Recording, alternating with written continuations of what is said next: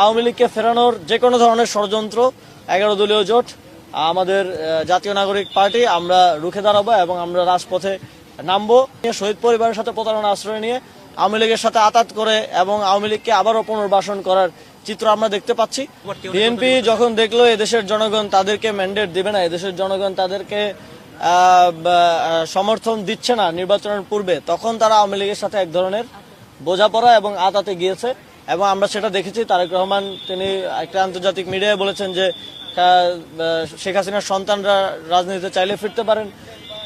আওয়ামী লীগকে পুনর্বাসনের শর্তে এবং আতাতের মধ্য দিয়ে বিএনপি এবার সংখ্যাগরিষ্ঠতা অর্জন করেছে এবং এই আতাতের মধ্য দিয়ে তারা ক্ষমতায় যেতে যাচ্ছে এবং এটা আরো প্রতীয়মান হয়েছে বিভিন্ন জায়গায়। আওয়ামী লীগের অফিস উদ্বোধন এবং ওইটা আরো গৌরবের সাথে তারা প্রচারণা করছেন, মিডিয়াতে আসছেন, বক্তব্য দিচ্ছেন, আমরা দেখতে পাচ্ছি। কিন্তু বাংলাদেশের প্রচলিত বর্তমানে আপনারা জানেন আওয়ামী লীগের কার্যক্রম নিষিদ্ধ আছে।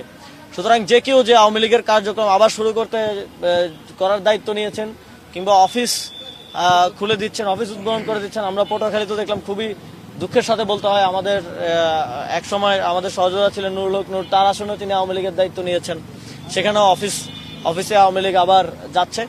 এটা একেবারেই আইন বিরুদ্ধ একটা কাজ তারা করছেন। বাংলাদেশের আইন অনুযায়ী আওয়ামী লীগের কার্যক্রম নিষিদ্ধ আছে। সুতরাং যারাই আওয়ামী লীগের কার্যক্রম নিষিদ্ধ থাকা অবস্থায় আওয়ামী লীগের কার্যক্রমের দায়িত্ব নিয়েছেন, তাদের বিরুদ্ধেও আমরা সরকারের কাছে আহ্বান জানাবো যে আপনারা আইন অনুযায়ী তাদের বিরুদ্ধে যথাযথ ব্যবস্থা গ্রহণ করুন এবং আওয়ামী লীগকে ফেরানোর যে কোনো ধরনের ষড়যন্ত্র 11 দলীয় জোট আমাদের জাতীয় নাগরিক পার্টি আমরা রুখে দাঁড়াবো এবং আমরা রাজপথে নামবো।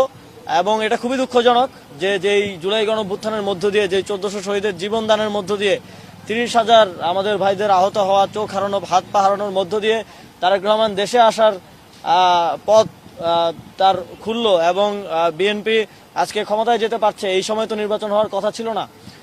সুতরাং তাদের আত্মত্যাগকে এক ধরনের বৃদ্ধাঙ্গুলি দেখিয়ে তাদের সাথে প্রতারণার আশ্রয় নিয়ে, শহীদ পরিবারের সাথে প্রতারণার আশ্রয় নিয়ে আওয়ামী লীগের সাথে আতাত করে এবং আওয়ামী লীগকে আবারও পুনর্বাসন করার চিত্র আমরা দেখতে পাচ্ছি।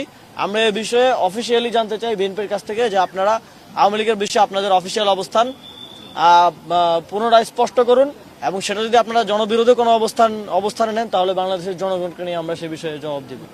আপনারা জানেন 2021 সালেও বাংলাদেশে নরেন্দ্র মোদীর আগমনকে কেন্দ্র করে আন্দোলন হয়েছিল। সেখানে আমাদের 21 জনের মতো সহযোদ্ধা তারা শহীদ হয়েছেন এবং আমরা মনে করি যে বিগত 17 বছর, বিগত 20 বছরের বাংলাদেশের যেই দুরবস্থা, এই দুরবস্থার জন্য সমানভাবে এই ভারতীয় আধিপত্যবাদী সরকারও এর সাথে জড়িত এবং বাংলাদেশের গণতান্ত্রিক রূপান্তরের ক্ষেত্রে তাদের অংশগ্রহণ আমরা প্রত্যাশা করি না। এবং আমরা মনে করি যে যারা বাংলাদেশের গণতান্ত্রিক লড়াইয়ের সাথে বিগত সময়ে ছিল, যে দেশগুলো ছিল, তাদেরকে প্রায়োরিটি দিয়েই আমাদের পররাষ্ট্রনীতি সামনের দিনে নির্ধারিত হওয়া উচিত।